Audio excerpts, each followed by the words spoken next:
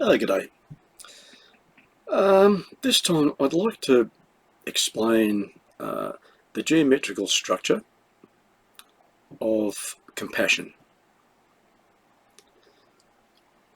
And I think we all understand compassion. It's love-based, caring about somebody, caring about what they're going through. So I want to discuss the geometrical structure, as in the geometry of mind, the language of thought, geometrical thought harmonics. Okay, so compassion, the geometrical structure of compassion, is a personalized or motive-regulated product of self-awareness. It's a product of motive-regulated self-awareness. That's what produces compassion. Motive-regulated self-awareness. Now, self-awareness, in geometrical form, is presented as a cube octahedron in geometry, spherical geometry, geometrical structure. A cube octahedron. Now, a cube has 6 square facets. An octahedron has 8 equilateral triangle facets external. So a cube octahedron has both. It has 6 square external facets, and it has 8 equilateral triangle external facets. Square represents intellect, receptive and constructive, takes on board and builds upon concepts. It accumulates, forms memory. Equilateral triangle represents creative thought or imagination. Okay, so the external structure of self-awareness is receptive and constructive. It's intellect, and it's creative through imagination, physical intelligence, and physical creativity. They're the external facets of that cube octahedron. Now, internally, the cube octahedron is formed by emotional awareness, center point hexagons, center dissecting planes in that geometric structure, and emotional intelligence, squares of intellect, emotional squares, center dissecting squares of intellect. So it's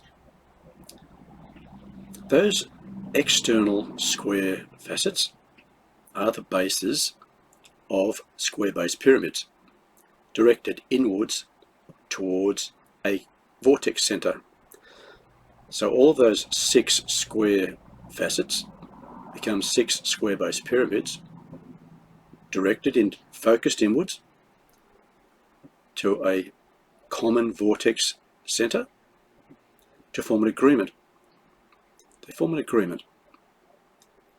The center point of that hexagon, as in the hexagon represents awareness, a love-based sense agreement. Love-based, a conclusive agreement of focused creative thought or focused imagination.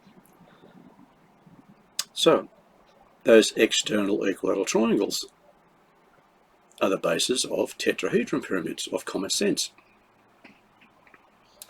They also are directed inwards to form an agreement, that same agreement of awareness. So self-awareness is impressed by attitude. Attitude is the position a body takes in relation to an environment.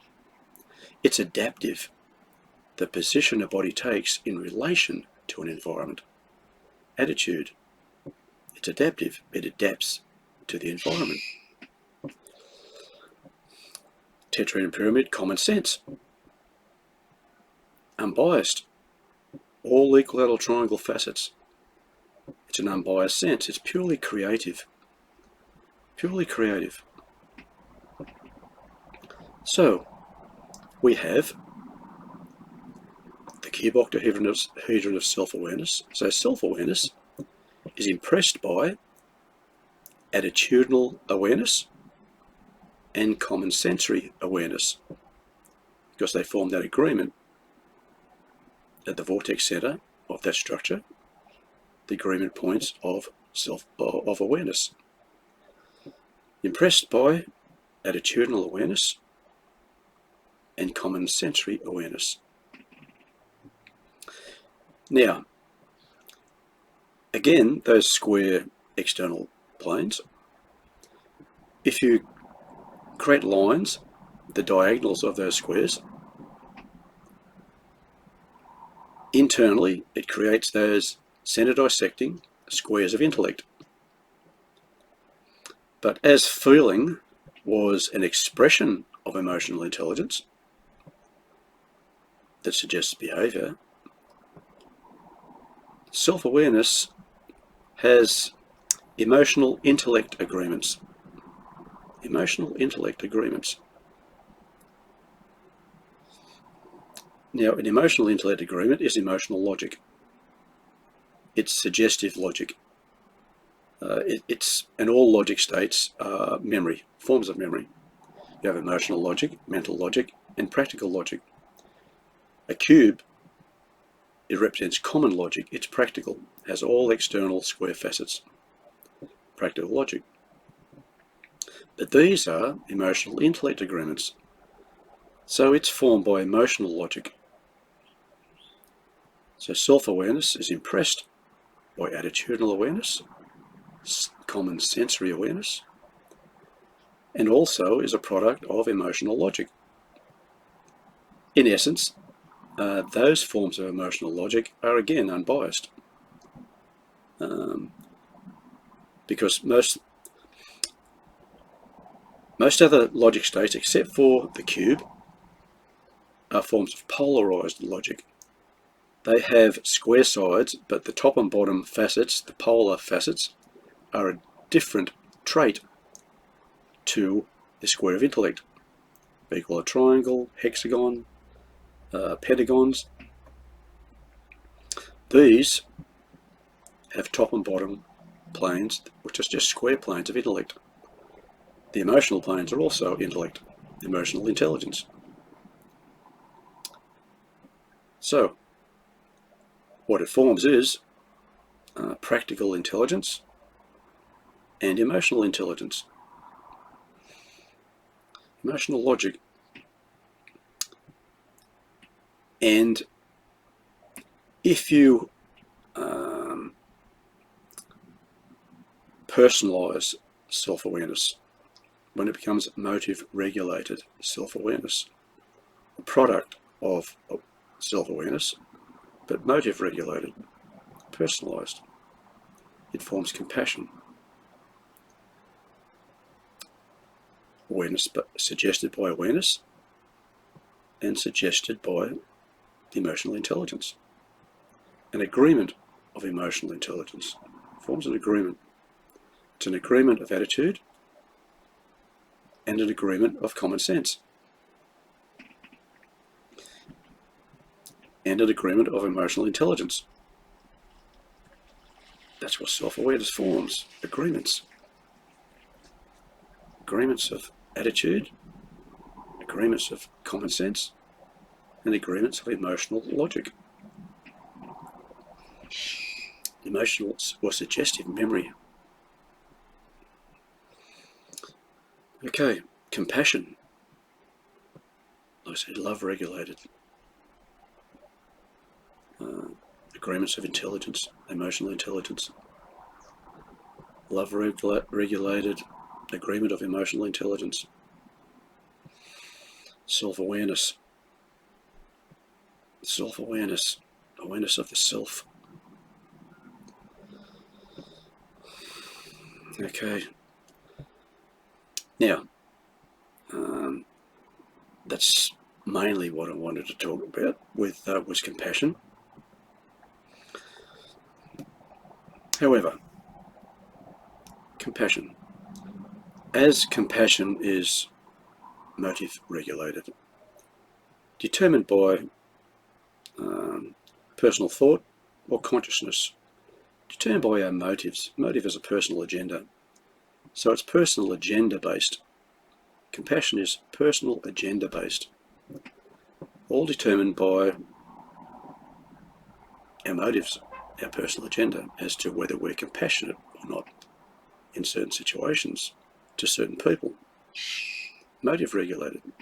It's personalised.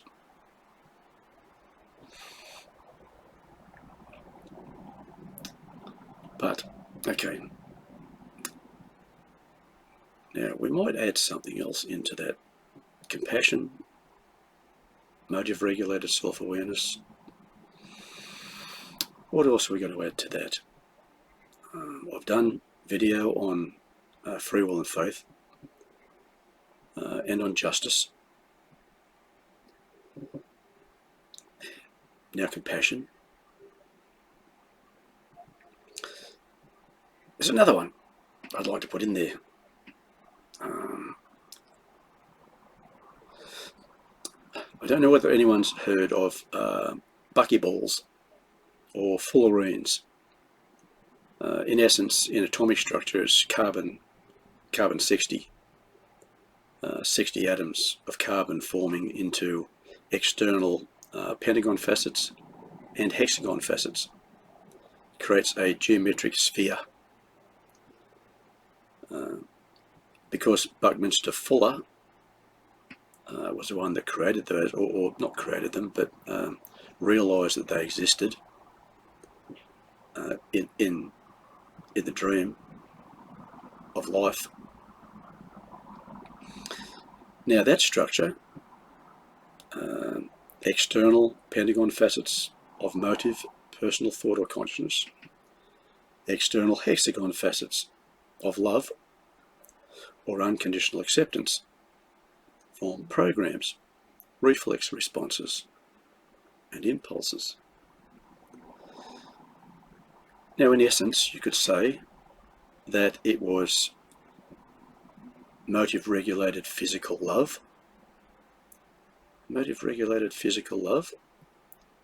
or programmed motivation. Motive, the pentagon, hexagon, programs, program motivation, or motive regulated physical love, because there are physical facets of that structure. Now it represents infatuation. That's what that structure represents, infatuation. And we can see them as atomic structures. Carbon C60, it exists. Now where it exists is the most interesting. You can find these fullerenes or infatuation crystals, or states of mind, infatuation, in soot. So when you burn candles, let's start off sitting around a campfire. Everyone's sitting around the campfire looking at the fire. We become mesmerised by the fire. That's a common thing. We become mesmerised by the fire. Now when you understand that those structures, C60, carbon C60, fullerenes of infatuation, are formed in soot. As the fire is burning, creates soot, creates infatuation. We get mesmerised by the fire. We're infatuated by it. That's why. These fullerenes of infatuation, motive regulated physical love, or programmed physical motivation, programmed consciousness, programs consciousness, infatuation. Now, if you burn candles, now a lot of people when they're meditating, even in prayer at churches, they will burn candles. Meditation, going within, focusing the mind, relaxation. Those candles give off carbon C60, fullerenes of infatuation. So while we're meditating, we have been exposed to those states of mind of infatuation. We become mesmerized in imagination, in meditation, in our meditative state. Quite often in the meditative state, we get blissed out. We get blissed out in meditation. Could that be why? Infatuation. We're taking in, breathing in these carbon C60 structures, these fullerenes of infatuation. We get blissed out while we're meditating. That's it. That's in a true meditation. A lot of people just do meditation to relax. There's different forms of meditation. But when you really get into the meditative state, it's going into a blissful state. Just a total state of bliss. Feeling that love, that connection to everything. Infatuation. That fascinates me. I didn't realise that when I first got into this, until I did the studies, did a bit of research, did my homework, and realised what that was going on.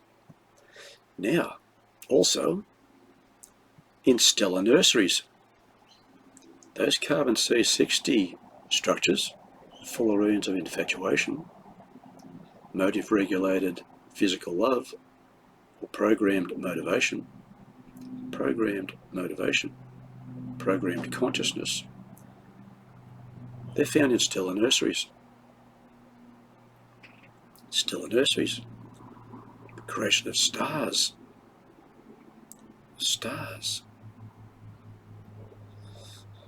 programmed motivation, programmed consciousness.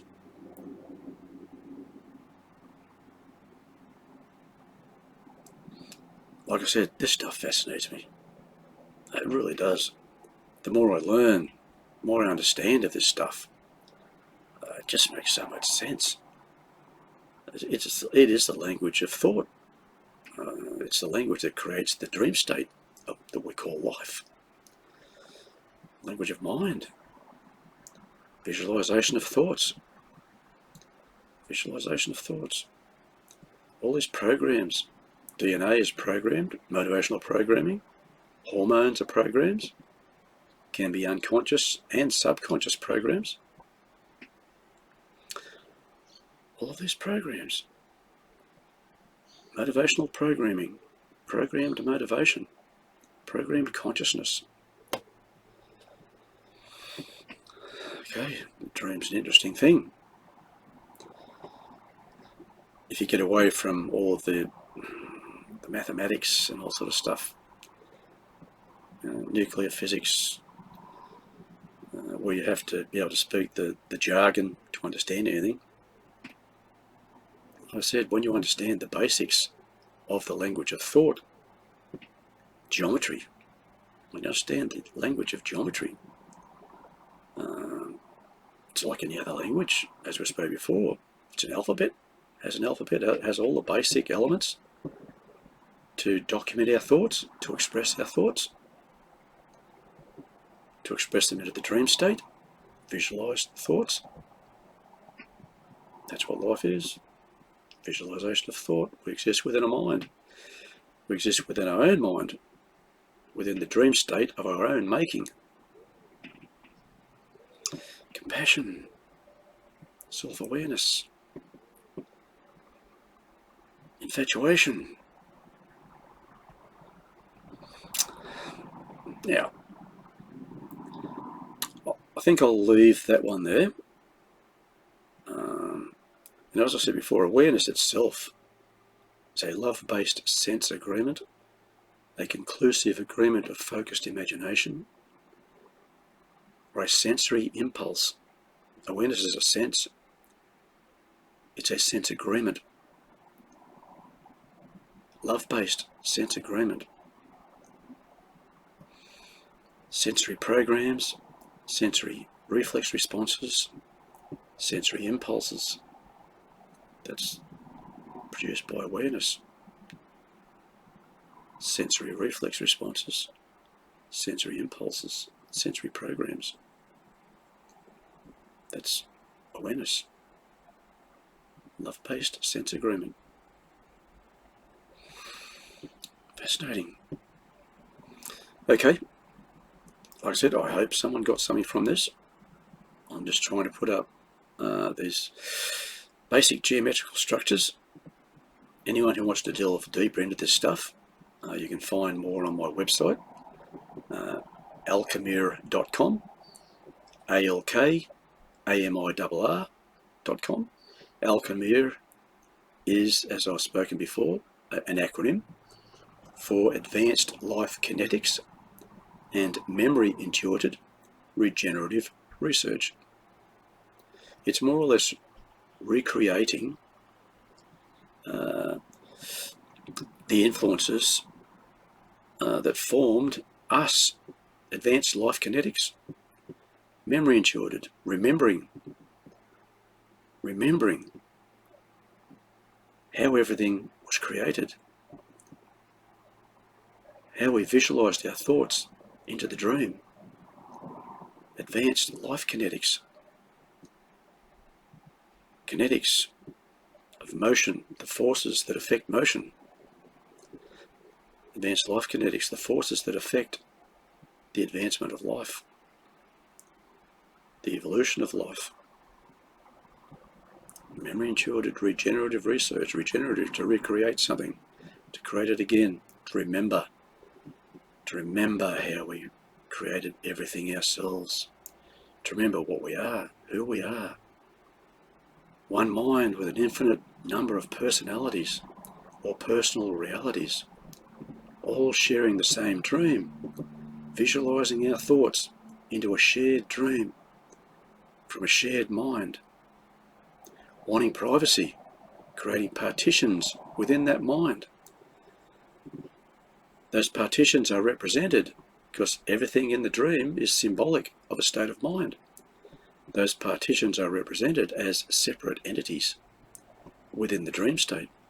Separate entities, bodies, separate life forms represent the partitions of the mind, the conscious partitions of the mind. Wanting privacy. Interesting. Trouble is, by wanting privacy, we disconnected ourselves from the overall memory of the mind. Some people call that the Akashic Records, actually. I have delved into that Akashic Records to get most of my information. It's just an accumulation of all thoughts, of all memory. The one mind, one memory, common memory, all available to all of us. We access from that memory, determined by what we attract, by our way of thinking, by our thoughts, by our feelings, by our mindsets and mind states. We attract from that overall memory what we resonate with, our frequency of thought. What we resonate with, we attract. We also do that with situations, circumstances, situations in life. We attract what we resonate with. What we're putting out comes back. That's how life is. That's just how life is. It's amazing when we truly understand it and accept it and don't have this competitive ignorance going on that we have now, and fear, form experienced amnesia reaction, forgetfulness, amnesia state, disconnecting ourselves from the whole, from our oneness because we wanted privacy. It's understandable, I suppose, isn't it? You know, living in a shared mind, a personality of a shared mind, existing within a shared dream. It's just understandable that we would want our own personal space, our own personal thoughts, privacy. But like I said, we created partitions. We became disconnected. We suffered a form of density. Density, thick as two bricks. Don't know anything anymore. We have very limited awareness of anything because we've disconnected ourselves from what we are, from all of that memory that was accumulated from our very beginnings of when we became aware of our own essence, that we existed, then asking all these questions of why, where are we, what are we, how did we get here, what created us, asking all these questions. And obviously, like we said before, we have an innate ability to visualize our thoughts into a dream state. That's where we exist, within our own dream, within our own mind. Now we have all these personal realities within the ultimate reality, the shared dream, shared mind. It's worth investigating. I've learned so much. You know, there have been times in my life when I just wanted to abandon ship, didn't understand, thought I got a different book of directions to everybody else. Why are they doing the shit that they're doing? Why do they think the way they think? Well, like robots. I didn't understand. I just wanted to get away, get out, end it all. Tried a couple of times, didn't work.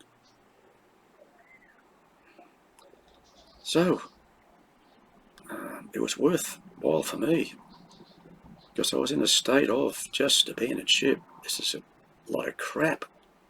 Don't understand. Then I abandoned all those belief systems that I was brought up to accept, and then began with different foundations, as I've spoken before. The foundations of what we are, what the dream state is, one mind, infinite possible realities, personalities. Pure potential is an infinite source of possible thoughts. That's our potential, an infinite source of possible thoughts. Then we express that potential. We visualize that potential into a dream by asking questions. The mind just, well, our innate ability, simply when we ask questions, it manifests possibly an infinite number of possible answers to those questions that manifest into the dream. And we experience those dream states. We experience that stuff that gets visualized into the dream state. We respond to it. Determine whether we like it, whether we don't like it, how we react to it. But we learn from that. We learn from visualizing our own thoughts and embedding ourselves into the dream state to experience, to interact with those visualized thoughts. Interaction gives experience. Interaction allows an entity to influence and be influenced by an environment. So through interaction with this dream state, we have the potential to influence the dream state and be influenced by the dream state, influenced by our own thoughts. It amazes me. It really does. You know, we are a phenomenal essence. Our essence is phenomenal. Anything's possible. Anything's possible. But at the moment, we're restricted. We're in a state of forgetfulness, amnesia, state of fear. We're afraid of every damn thing. So the only way to get rid of that fear is to recognise and reconnect. To reconnect, recognise what we are. Recognise that this is our dream. We created it. We created this dream. What we're afraid of is our own potential. We're afraid of our own potential. And you can understand why. With all of these crazy thoughts we have. I've spoken before. Imagine if they manifested instantaneously into this dream state. The mind boggles. So we've developed a time-governed existence, as I've spoken before. It takes a long time to manifest anything into this dream state. It's a slow process. Tedious. We have to get a whole lot of other personalities on board to give that idea, that desire, that wish, more energy, because thought is energy. That's what thought is, energy. Designs of thought, designs of energy, energy by design. The more people we get on board, the more powerful that wish or desire is, the more powerful that energy is, the more chance of it becoming visualised into the dream state through the forearm process, the feedback process, going back to the source, back to the virtual brain mind that manifests virtual realities that we have actualised through our belief systems. We've believed the virtual reality to be an actual one. We embedded ourselves into the dream state. Okay, like I said, I've rambled on again. I can't help myself. I hope someone got something from this, and we'll catch up.